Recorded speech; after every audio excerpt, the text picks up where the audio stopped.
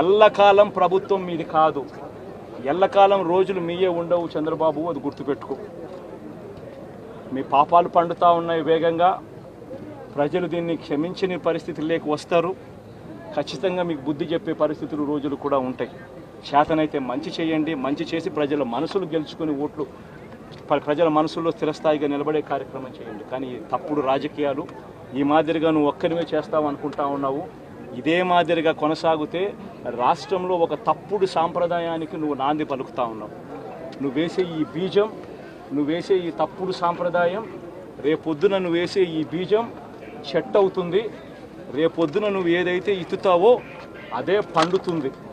రేపొద్దున మళ్ళీ మీ గ్రామాలలో మీ కార్యకర్తలకు ఇదే పరిస్థితిని ఇదే మాదిరిగానే మళ్ళీ జరిగే కార్యక్రమాలు కూడా జరుగుతాయి.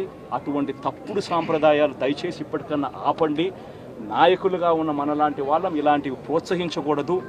ఇలాంటివి ఎవరు తప్పు చేసినా తప్పు అని చెప్పే కార్యక్రమం నాయకులుగా మనం చెయ్యాలి.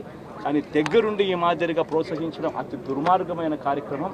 దయచేసి దీనికి ఫుల్ స్టాప్ పెట్టే కార్యక్రమం ఖచ్చితంగా చెయ్యండి చంద్రబాబు అని చెప్పి సందర్భంగా మరొక్కసారి చంద్రబాబును ఈసారి హెచ్చరిస్తున్నామని కూడా చెప్తా ఉన్నాం.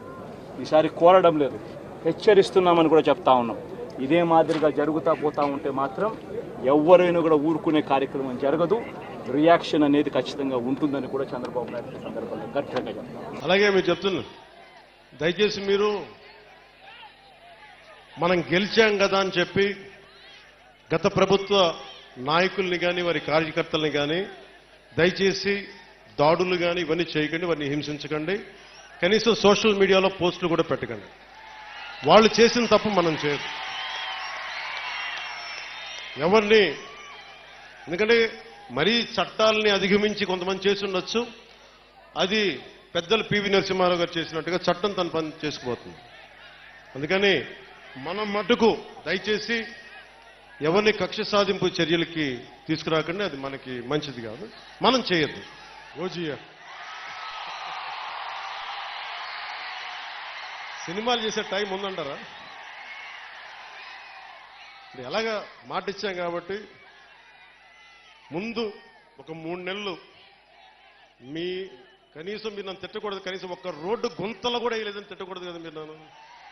కనీసం గ్రామాలకి కొత్త రోడ్ల కంటే ముందు రోడ్లు గుంతలు పూడ్చి, పాట్ హోల్స్ పూడ్చి మళ్ళీ మీరు తిట్టకూడదు కదా. నిన్ను ఎందుకుంటే మళ్ళీ నువ్వు వెళ్ళి ఓజీ చేస్తామని మనల్ని క్యాజీ అంటే మరి నేనేం చెప్పను. ఒక భయంతో మా నిర్మాతలు కూడా చెప్పాను, కొంచెం క్షమించాలి.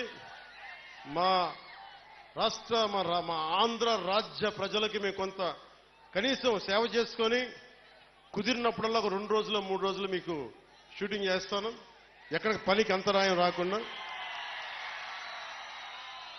ఓజీ చూద్దరు గారు బాగుంటుంది. పిన్నెల్లి ఆయన మీద ఒక హత్యాయత్నం, ఈవీఎం బాక్సులు బదలగొట్టారన్న ఒకటి, ఇవన్నీ కూడా రికార్డెడ్గా దొరికినాయి. రికార్డెడ్గా దొరికిన తర్వాత అరెస్ట్ ప్రక్రియ అనేది ఎలా జరిగిందో మనందరికీ కూడా తెలుసు. ఆయనని తీసుకెళ్లి ఆయన పరామర్శించడానికి జగన్మోహన్ రెడ్డి అనే వ్యక్తి, ఒక మాజీ సీఎం, ఫస్ట్ తీసుకున్న ప్రోగ్రామ్ కూడా ఏంటంటే ఒక ఖైదీని వెళ్ళి కలవటానికని ఒక ప్రోగ్రామ్ తీసుకున్నారు. అది అతని ఇష్టం. అది కూడా ఏంటి, ఒక 25 లక్షల రూపాయలు ఖర్చు పెట్టుకొని అక్కడికి వెళ్ళి ఒక హెలికాప్టర్లో వెళ్ళారు. ఒక డబ్బున్నవాడు వెళ్ళాడు, తీసుకొని పెట్టుకున్నాడు. నేను ఇక్కడ ఏమంటానంటే యాక్చువల్గా పిన్నెల్లి గారికి ఉన్న ములాఖాతులు టైం అయిపోయింది. ఓకే, అయిపోయింది కాబట్టి అయినా కూడా హ్యుమానిటీ గ్రౌండ్స్లో ఒక ఎక్స్-సీఎం రిక్వెస్ట్ చేస్తే పర్మిషన్ ఇచ్చాం. అవునా కదా? ఇంతకుముందు చంద్రబాబు నాయుడు గారిని అక్రమంగా జైల్లో పెట్టినప్పుడు కుటుంబ సభ్యులకి 3వ ములాఖాత్ ఇవ్వాలంటే ఇచ్చేవారు కాదు. కానీ ఈరోజు మేము ఏం చేసాము, అతని రిక్వెస్ట్ అంటే అతనికి పర్మిషన్ లేదన్న సంగతి కూడా తెలుసుకున్న తర్వాత కూడా అతను రెడీ అయ్యారంటే అక్కడ గలాటా సృష్టించడానిక? యాజ్ పర్ రూల్కి పైకి వచ్చి హ్యుమానిటీ బేసిస్ మీద ఇచ్చాం. అఫ్ కోర్స్ ఈరోజు మేము చాలామంది చెప్తున్నారు దండోపదండాలకు వెళ్తున్నారు, అలాగే వెళ్తున్నారు, ఇలాగ వెళ్తున్నారని. నేను ఒకసారి ప్రిజెన్స్ ఐజీ గారితో కూడా మాట్లాడినా, అసలు ఎంతమంది ములాఖాతులు వెళ్తున్నాయి, యాజ్ పర్ రూల్ ఎలా వెళ్తున్నాయి, మేము అన్నీ కూడా మాట్లాడుకుంటున్నాం. ఆయన బయటకు వచ్చి ఈరోజు బయటకు వచ్చి అక్రమంగా అరెస్టులు చేశారు. అక్రమంగా ఏం సీసీ ఫుటేజ్ చూసిన వాళ్ళు ఎవరైనా అక్రమ కోర్టు ఇచ్చిందండి అతను అరెస్ట్ చేయమని?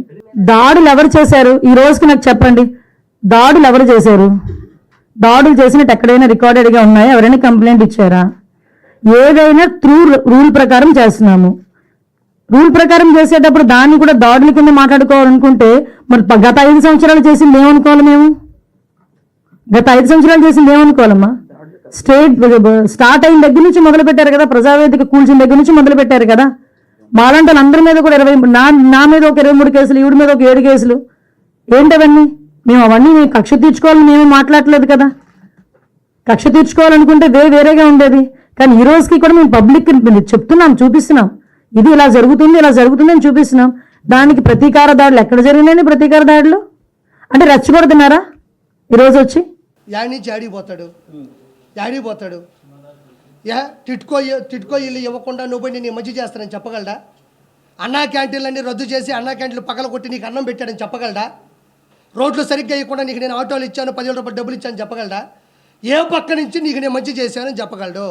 ఒక మాట, చిన్న మాట ఇది. ప్రతిసారి జగన్మోహన్ రెడ్డి నేను మీకు మంచి చేస్తుంటే ఓటేయండి అన్నాడు. మంచి చేయలేదు కాబట్టి ఓటేయలే, ఓడిపోయాడు. ఇంకా దానికి no more questions, no more answers. నేను మీ కుటుంబాల్లో మంచి చేస్తుంటే ఓటేయండి అన్నాడు, ఓటేయలే, ఎందుకంటే మంచి చేయలే.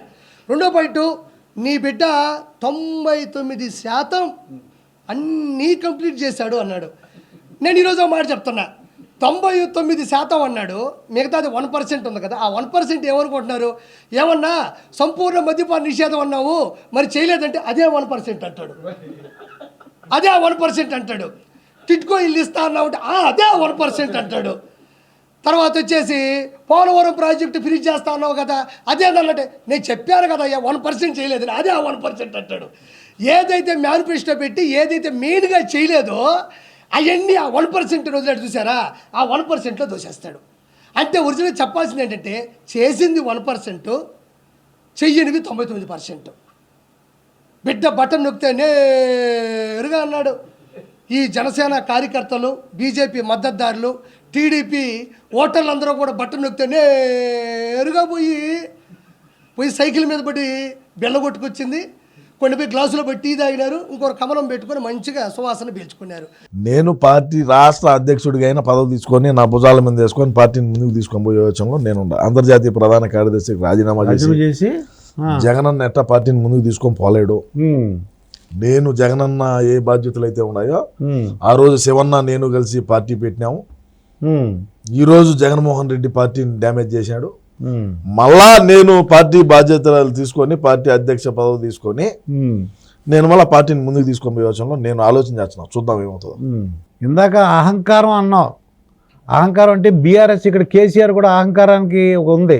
మరి అప్పుడన్నా తెలుసుకోవాలి కదా మీ జగన్మోహన్ రెడ్డి. తెలియదు, పక్క రాష్ట్రం గురించి నాకు అవసరం లేదు. మన రాష్ట్రం వినాయకపోయింది, మంది మనం చూసుకుంటే సరిపోతుంది, పక్కన వాళ్ళు చూడాల్సిన పని లేదు. ఇప్పుడు కొత్తగా ఒక సిద్ధాంతం వచ్చింది, 11 మంది గెలిచారు, దాంట్లో మెజారిటీ పీపుల్ కూటమిలో జాయిన్ అయితే మొత్తం విలీనం చేసేచ్చాడు. నువ్వు భలే ఓడివి, ఆడుదాం ఆంధ్రాకు, మాకు జట్టు దొరికింది, క్రికెట్ టీం దొరికిందని మేము ఆలోచన చేస్తా ఉంటే ఇది నిజం. అదే అవునయ్యా, మేము చెప్పేది ఆడుదాం ఆంధ్ర అని చెప్పి ఒక ప్రోగ్రామ్ పెట్టినాము. ఆడుదాం ఆంధ్ర, మాకు ఆడుదాం ఆంధ్ర అనే దానికి మాకు టీం దొరికింది, 11 మంది క్రికెట్ టీము. మేము పెట్టుకుందాం అని వచ్చాను, నువ్వేదో మమ్మల్ని మెంగబెట్టేదానికి వచ్చినట్టు వేడికి అలా అందరూ అనుకుంటున్నారు. 6 వెళ్ళిపోతే చాలు, ఇంకేముండదు, విలీనం చేసినట్టు అయిపోతుంది, మొత్తం రద్దు అయిపోద్దని. లేదు లేదు లేదు, అక్కడ రఘురామకృష్ణరాజు ఉన్నాడంటే 2 అమ్మాయిలు. నేను రాత్రి కూడా రఘురామకృష్ణరాజుతో డిబేట్ లో కూర్చున్నా, ఆయన అదే అన్నాడు, మీకు ప్రతిపక్షం కూడా లేదు, జగన్మోహన్ రెడ్డి అసెంబ్లీకి రాడు. నేను దగ్గర ఉండి ఎట్లా ఒకటి చేసి ఈయన ఏమంటాడంటే రామరాజు గారు 2 అమ్మాయిలకి పెళ్లి చేసి మనవాళ్ళు మనవరాళ్ళతో చక్కగా హాయిగా ఉండు, వద్దు నీకు శాశ్వత జీవితం గడపం అంటున్నాడు.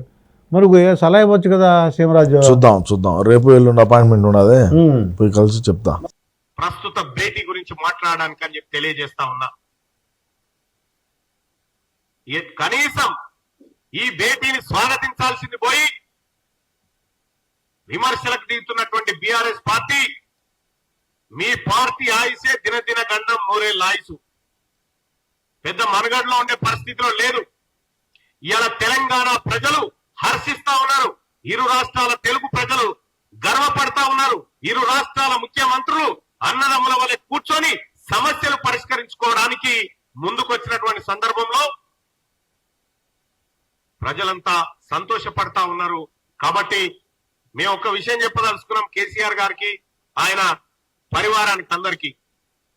10 ఏళ్ల పాటు గతంలో ఉన్న విభజన సమస్యలు అట్లుండగా 10 ఏళ్ల పాటు నువ్వు తయారు చేసిన పెట్ట మామూలుగా ఏం లేదు. 10 ఏళ్ల పాటు అనేకమైనటువంటి సమస్యలు సృష్టించరు. ఇక్కడ కృష్ణానది నీళ్ల వాటా విషయంలో సుప్రీంకోర్టులో ఉన్న కేసును వాపసు తెచ్చుకుంటావు, అన్ని సమస్యలను జటిలం చేసినావు. ఇవాళ కేసీఆర్ చేసిన పాపాలను కూడా రేవంత్ రెడ్డి గారే కడగాల్సినటువంటి పరిస్థితికి వచ్చింది. సోదరులారా,